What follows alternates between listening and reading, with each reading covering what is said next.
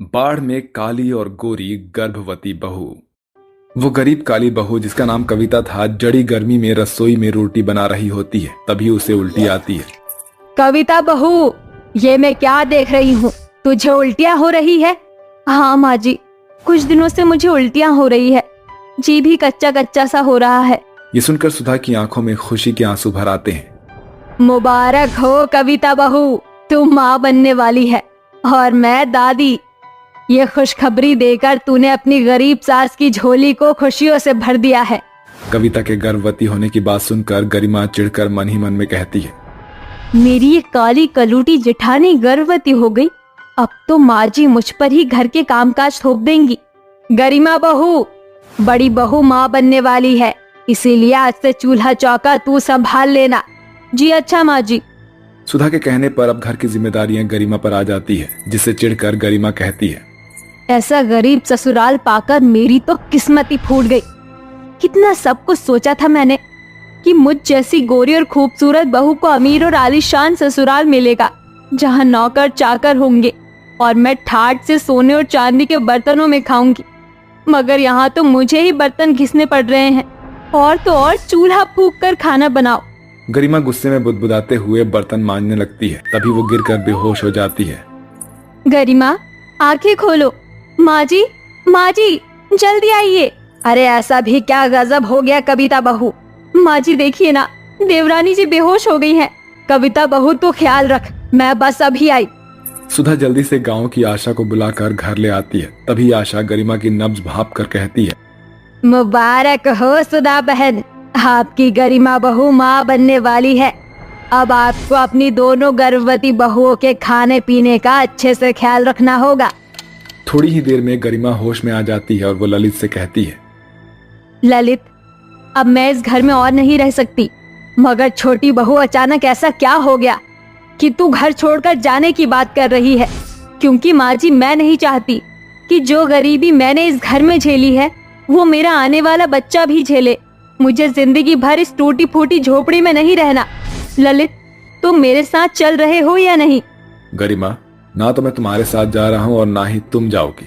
मुझे एक मौका दो, मैं तुमसे वादा करता हूँ कि हमारा आने वाला बच्चा पक्के घर में ही आँख खोलेगा। मैं और अर्जुन भैया शहर जा रहे हैं कमाने के लिए। मैं सामान तैयार करती हूँ। कविता ललित और अर्जुन का सामान एक बैग में डाल देती है और साथ ही उनके खाने के लिए अचार और रोटी रख देती है। धीरे धीरे समय गुजरता जाता है। जहाँ एक तरफ सुधा के दोनों बेटे शहर में रोजी रोटी कमाने के लिए चले जाते हैं, वहीं वो अपने दोनों काली गोरी गर्भवती बहू के साथ गांव में ही रह रही होती है। और दोनों काली गोरी गर्भवती बहू को 7 से 8 महीने हो जाते हैं। गरिमा, मैंने खाना बना दिया है, तुम्हारा खाना लगाओ। अरे अब क्या मुझे मुहूर्त निकालना पड़ेगा क्या कि उस मुहूर्त पर तुम मुझे खाना ला कर दो?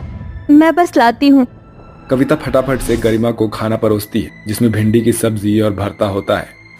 आज इतने महीने बाद कोई ढंग का खाना बना है, वरना तो रोज रोज रूखा सूखा खाकर मैं तो ऊब गई थी। गरिमा को खाना बहुत ही ज्यादा अच्छा लगता है। चलो मुझे और भिंडी की सब्जी और भरता दो। लाती हूँ गरिमा। असल में कविता को बहुत दिनों से बैंगन का भरता और भिंडी की सब्जी खाने का मन था, इसलिए बड़ी मुश्किल से आज उसने वो खाना बनाया था। मगर वो उसके हिस्से में मिली ही नहीं, जिस कारण काली बहू नमक रोटी खाकर ही रह गई। देखते ही देखते दोनों गर्भवती बहुओं को 9वां महीना भी लग गया। मगर एक रात सुधा जब अपनी गोरी काली गर्भवती बहुओं के साथ घर में सो रही थी, तभी छत से टपक रहे पानी की बूंद छपाक से पड़ी, जिससे कविता की आंखें खुल गई।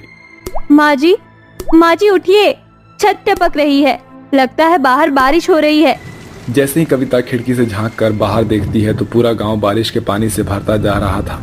अरे क्या हो गया कविता बहू, तू इतनी परेशान क्यों हो गई? माँ जी, बाहर तो बहुत तेज बारिश हो रही है, पूरे गांव में बारिश का पानी भर गया है। पता नहीं, ऐसा लग रहा है जैसे गांव में बाढ़ आने वाली है। अरे जेठानी जी, एक तो तुम्हारी शक्ल अच्छी नहीं, कम से कम अपनी काली जुबान से बातें तो अच्छी कर लो, या फिर इसे बंद रखो। अगर सचमुच में बाढ़ आ गई तो हमारे पेट में पल रहे बच्चों का क्या होगा? गरिमा बहू, तू गर्भवती है, अगर तू ऐसा करेगी तो तेरे पेट में पल रहा बच्चा भी डर जाएगा। सुधा अपने दोनों गर्भवती बहू को सहानुभूति देती है।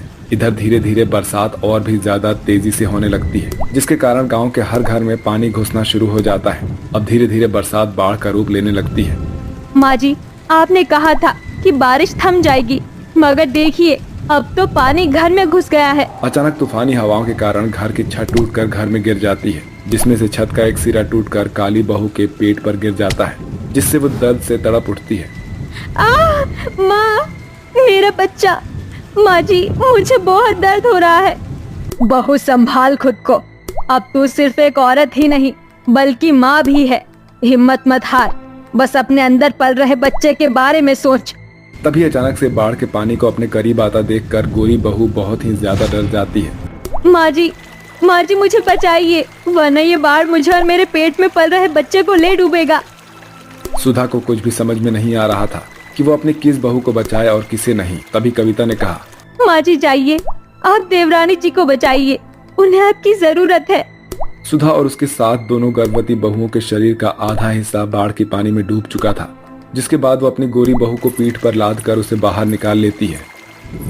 माँ जी, अब मुझसे ये दर्द और बर्दाश्त नहीं होता। धीरज धर बहू, लगता है गरिमा बहू को प्रसव पीड़ा शुरू हो गई है।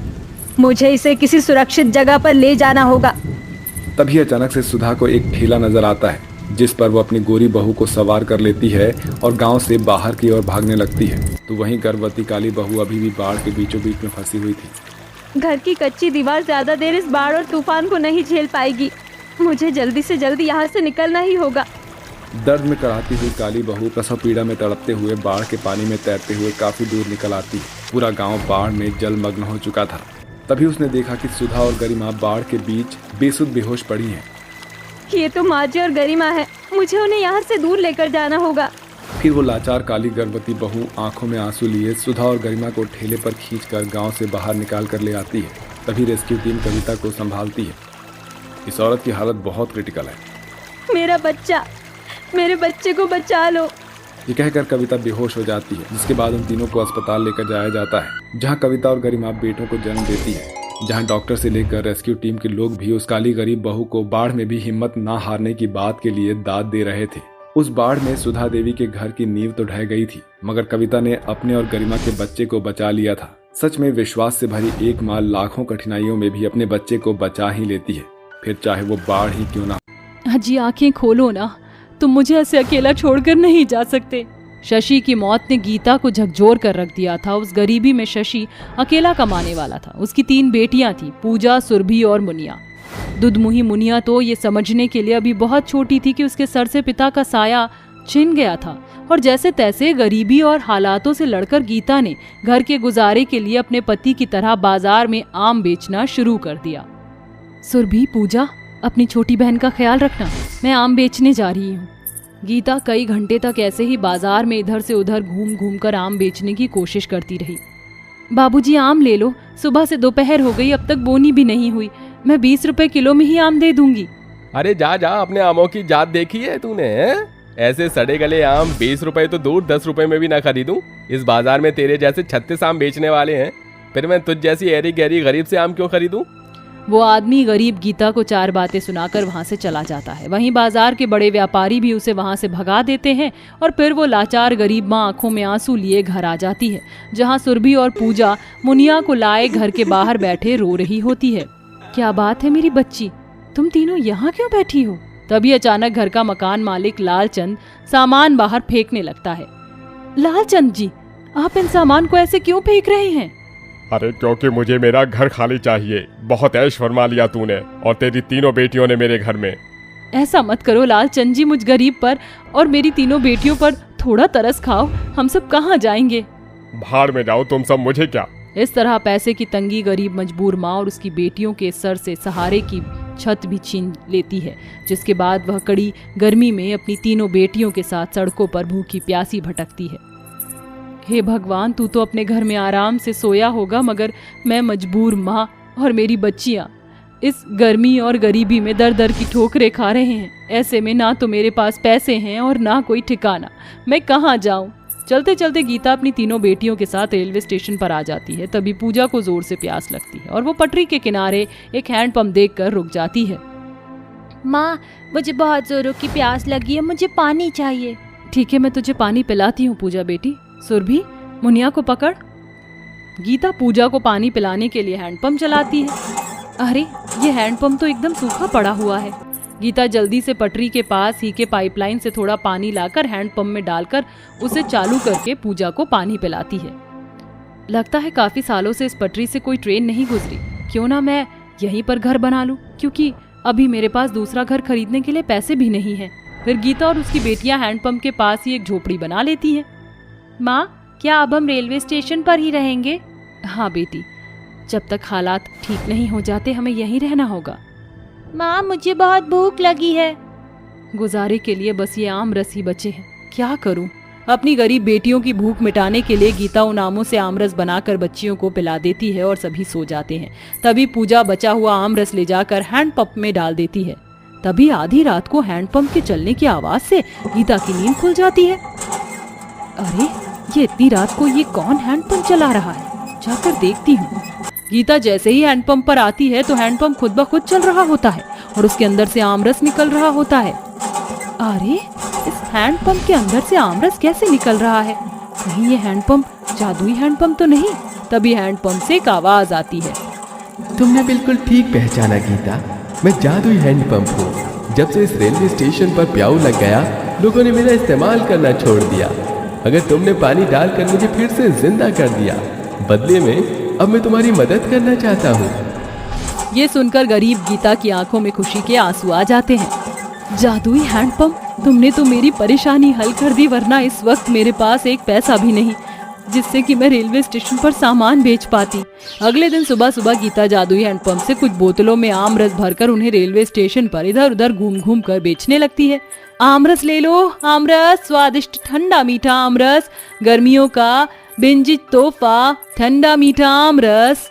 तभी रेलवे स्टेशन के बेंच पर बैठी प्रिया नाम की एक अमीर लड़की कहती है, अरे ओ आमरस वाली, जरा एक आमरस की बोतल देना। ओ गॉड प्रिया, तुम इस जैसी गरीब औरत का आमरस खरीद कर कैसे पी सकती हो? ये लोग इस रेलवे स्टेशन की गंदगी में रहते हैं, वहीं की गंदगी में ये सारी चीजें भी बनाते हैं। तुम रुको, मैं तुम्हारे लिए माजा लेकर आता हूँ। साहब, जरूरी नहीं कि दुकान से खरीदी गई महंगी चीज अच्छी होती है।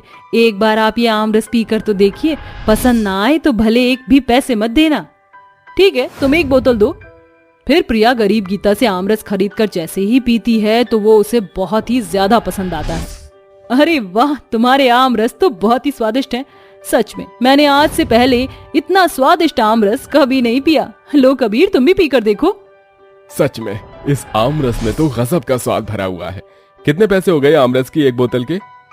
20 रुपए हुए साहब। तो फिर एक काम करो, ये बाकी आमरस भी हमें दे दो। हमें दूर सफर में जाना है, ये स्वादिष्ट आमरस पीकर हमारा सफर अच्छा कट जाएगा। कबीर और प्रिया गरीब गीता के सारे आमरस की बोतलों को खरीदकर बदले में उसे पैसे दे देते हैं। आज उस जादुई हैंडपंप के कारण स्वादिष्ट आमरस बेचकर मुझे अच्छे खासे पैसे मिले। अब मैं अपनी बेटियों को भरपेट खाना खिला पाऊंगी। गीता आमरस बेचकर कमाए हुए पैसों से राशन लाकर अपनी बेटियों के लिए खाना बनाकर उन्हें खिलाती है। माँ, कल से मैं और पूजा भी आपके साथ रेलवे स्टेशन पर चलकर आमरस बेचेंगे, ताकि जब हम ज्यादा पैसे कमाएंगे तो हमें इस पटरी की गंदगी के बीच में इस झोपड़ी में नहीं रहना पड़ेगा।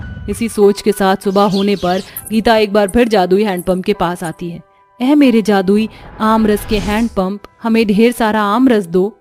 गरीब गीता के ये कहते ही वह जादुई आमरस का हैंडपंप एक बड़ी सुनहरी चमक से भरकर आमरस की धाराएं बहाने लगता है, जिसके बाद आमरस को बोतलों में भरकर सुरभि, पूजा और गीता रेलवे स्टेशन पर उसे बेचने चली जाती हैं।